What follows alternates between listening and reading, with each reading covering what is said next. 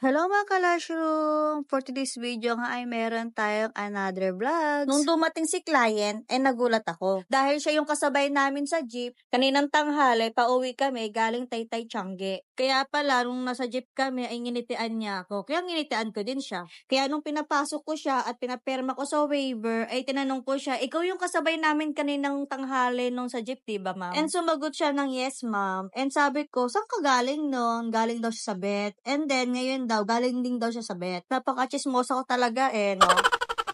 Anyway, si client pala ay hindi na pala siya first timer dito sa atin. And repeater na pala siya dito sa atin before pa. As a lash artist, ito yung hindi nawawala sa akin. Ang pagtanong kung ano ang style na ipapagawa ni client bago ko siya simulan gawan. Tinanong ko muna siya kung ano ba yung gusto niya, makapal ba or manipis. So, ang gusto niya is makapal. Then, ang sabi niya, gusto raw niya is mahaba daw sa dulo. So, naisip ko, cut ay yung sinasabi ni client. And tinanong niya ako kung ano daw ba yung much better o kung ano daw mas bagay sa eye shape ng mata niya. Nagkaroon na kami kanina ng assessment and ayun, ang na-recommended ko sa kanya na style ay yung dull eye. Kasi medyo maliit nga yung eyes niya, lalo kapag humingiti siya, parang wala na siyang mata. Ito kasi sa Lash Room by Joanna Jill, kung ano yung request ni client or kung ano yung gusto niya, yun yung gagawin namin. Pero pag alam namin na hindi babagay sa kanya yung style na napili niya, ay dun kami magbibigay ng opinion namin kung ano yung mas bagay sa kanila.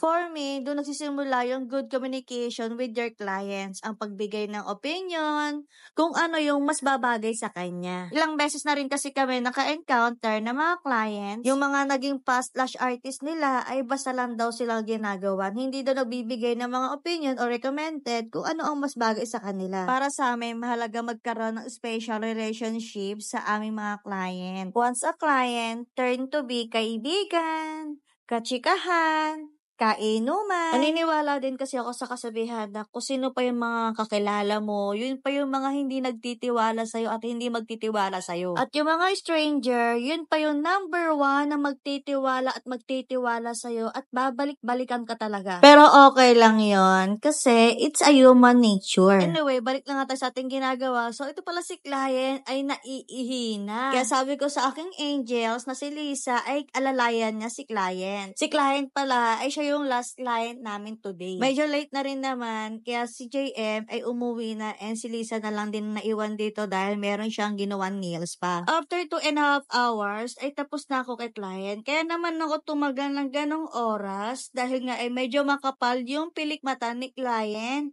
and mega volume nga yung pinagawa ni client. And chinecheck ko na lang din kung may mga sumasabit or may malalagas. Yung mga nagtatanong kung ano daw ba mas mabilis pantanggal ng mapping dun sa skin. So, ayan. Ito yung ginagamit namin is Bioten. Any brand po ay pwedeng-pwede. As long na cleanser. After that, ay maglalagay na ako dito ng super bonder. Pag ako naglalagay ng bonder, ay tap-tap lang. Hindi ko siya yung sobrang basang-basa. Loob na daladala ko.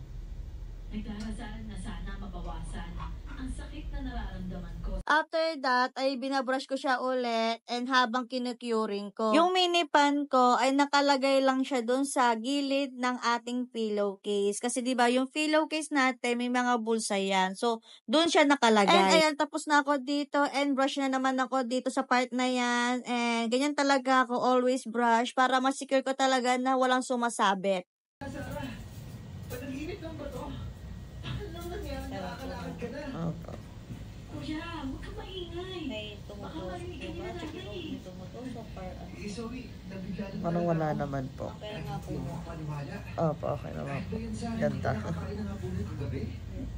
And here's the final look. So, ang design niya is mega volume. Ang set niya ay dull eye. At kung napanood mo ang video na to at hindi ka pa nakapag-follow, follow ka na para updated ka sa mga videos natin and sa mga techniques. About naman po sa mga services namin, meron po kaming lashes. Nagko-customize po kami kung ano yung set na gusto natin. Meron din po kaming nails, soft gel, extension, gel polish, manicure and pedicure, foot spa, na merong kasamang massage. Meron din po kami dito ang brow and lip tattoos, brow lamination, foot and body massage.